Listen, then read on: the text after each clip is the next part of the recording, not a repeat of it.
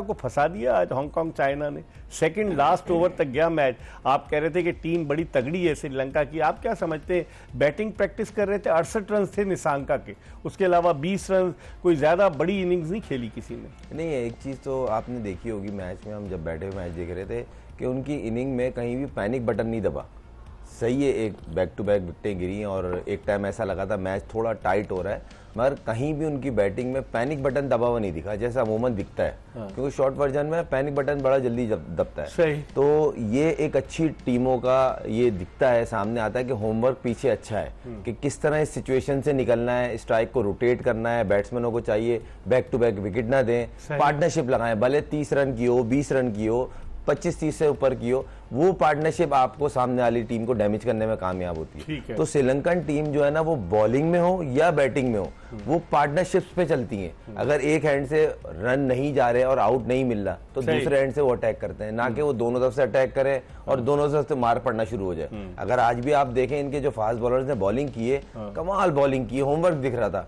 Specially दोनों fast bowler ने जब नए 2-2 ओवर किए, उसका डेप्थ में जब किए, उनका क्लियर प्लान दिख रहा था outside the off stump, almost wide line के करीब। स्लो वन यॉर्कर जिसपे बैट्समैन का उनको पता था ये सारे लेग स्टंप पे हिट करते हैं, मिड ऑन के ऊपर से, मिड विकेट के ऊपर से, रीच इनकी वो है, तो बॉल को रीच से दूर करना, तो होमवर्क दिख रहा था। खासतौर पर चमीरा ने आज बड़ी अच्छी बॉलिंग, चमीरा ने उनका बता रहा हूँ ना, एक एज ए टीम खेल रहे हैं, एज ए यूनिट खेल रहे हैं, एक पे डिपेंड नहीं कर रहे। आज भी जब सिचुएशन हुई, देखे हसारंगा ने एक तरफ से लीड किया, दूसरे तरफ से वो सनानायका खड़ा हुआ था, उसने कोई हैंकी पैंकी नहीं की है, हाँ ये चीज देखने। और जिस तरह से खुर्रम कह रहे हैं कि श्रीलंका की टीम अच्छी है, अगर श्रीलंका के पास सनत जयसूर्या है तो हमारे पास माइक हैसन है जो प्रेस कॉन्फ्रेंस में जाते हैं, अपने ख्यालात का इज़हार करते हैं। आमिर सोहेल की तरफ चलते हैं। आमिर, अस्सलाम वालेकुम। वालेकुम अस्सलाम। आपकी आवाज़ स्लो आ रही है, स्पीकर पे ज़रा आवाज़ आमिर की बढ़ा दें। जी आमिर, कैसे देखते हैं आज जो एक नया तनाज़ा सामने आया? बाद लोग कह रहे हैं कि ये पाकिस्तान की शिकस्त से अटेंशन डाइवर्ट करने के लिए ये सब हुआ है कि भाई हमने आज ही हमने जो है वो फैसला किया कि ख़त लिख दिया जाए, हमने मुतालबा कर दिया पाइक्राफ्ट को हटा दिया जाए। क्या समझते हैं इस कॉन्स्पिरेसी थ्योरी में कहाँ तक सदाकत नज़र आती है? देखिए इकबाल भाई, इसमें definitely spirit of the game तो डैमेज हुई है। इसके बारे में हमने कल भी बात की थी जब मैं स्टूडियोज़ में था कि इस तरह नहीं होता। और स्पिरिट ऑफ द गेम में जो सबसे इम्पॉर्टेंट आस्पेक्ट है वो रिस्पेक्ट। आपने गेम को भी रिस्पेक्ट करनी है, आपने ओपोनेंट को भी रिस्पेक्ट करनी है, और जो उस गेम के साथ इन्वॉल्व हैं उनकी भी रिस्पेक्ट करनी है। लेकिन जब आप इस तरह का एटीट्यूड शो करेंगे तो आप गेम को डिसरिस्पेक्ट करें। आप बेसिकली किसी ओपोनेंट को नहीं डिसरिस्पेक्ट कर रहे, आप जो गेम की जो स्पिरिट है उसको तबाह कर रहे हैं। तो I think Pakistan cricket board ने बिल्कुल मेरा ख्याल है सही फैसला किया है।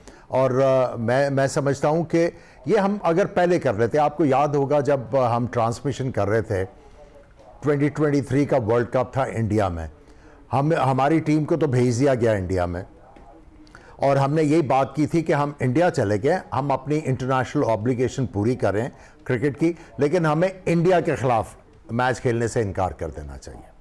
अगर हम उस वक्त इनकार कर देते तो आज हमें ये दिन ना देखना पड़ता।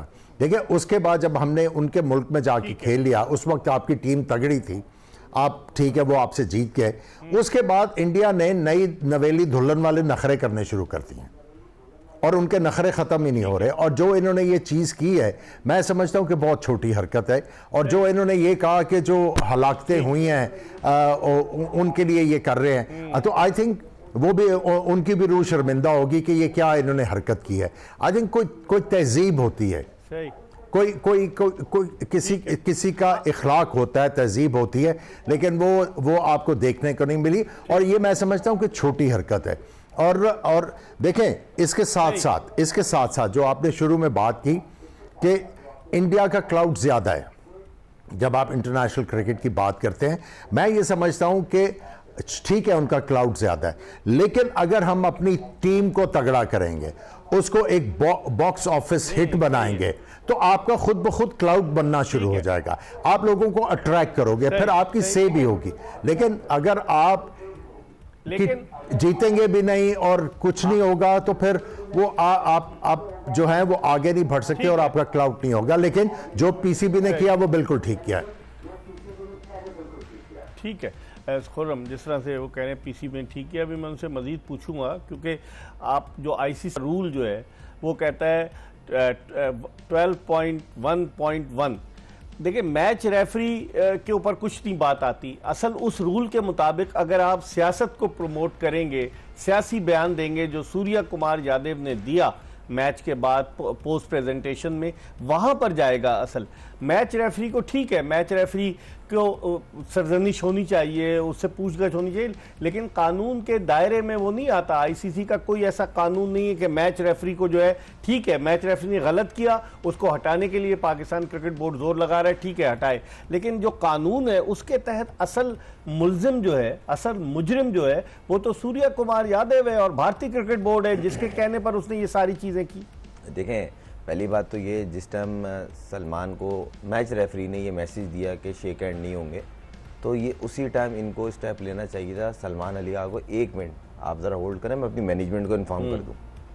यहाँ पे मैं मिस्टेक कह रहा हूँ सलमान अली आगा की, मैं ये नहीं कह रहा कि उसने बहुत बड़ा कोई गुनाह कर दिया। आपको फ़ौरन रोक के उनको मैनेजमेंट को बताना चाहिए था कि ये मेरे को मैसेज मैच रेफरी दे रहा है, फर्दर आप लोग अगर बोलते हैं तो इसको कंटिन्यू किया जाता है। तो बात वहां से होती है, उनको वहीं वेकअप कॉल होती है। लेकिन आमिर सही कह रहे हैं ना कि हमारी टीम की कारकर्दगी ऐसी है, हम एसोसिएट मुल्क से हार जाते हैं, हम टीम की आपकी कारकर्दगी भी तो जानदार होनी चाहिए। इसमें कोई, मैं बोल रहा हूँ वर्ल्ड कप जीते हुए होते हैं तो ये हमें सूट करता। बात एथिक्स की हो रही है अभी, ये क्रिकेट के एथिक्स हैं, जीत हार एथिक्स नहीं है। हार जीत के बाद शेक हैंड होता है, तरीकेकार होती है ना। भारत जिस तरीके से सियासत को ला रहा है जी, लगता है ये प्री प्लान था, क्योंकि देखें जय नहीं, वो तो बोल रहे हैं हमने प्री प्लान किया है, वो तो उसने बोला है प्रेस कॉन्फ्रेंस में, बोला है हमने डिसाइड किया था कि हम ये कहेंगे, लेकिन जय शाह वो कल यहाँ मौजूद नहीं थे, दुबई में, वो अमेरिका में। भारतीय क्रिकेट बोर्ड का कोई ऑफिशियल वहां मौजूद नहीं था। अच्छा दूसरी बात इकबाल भाई, आप हमारे जो अगले जो मैचेस हैं उसमें मैच रेफरी कौन है वो आपके पास जो शेड्यूल आया होता है ना उसमें लिखा होगा तो फायदेमंद है।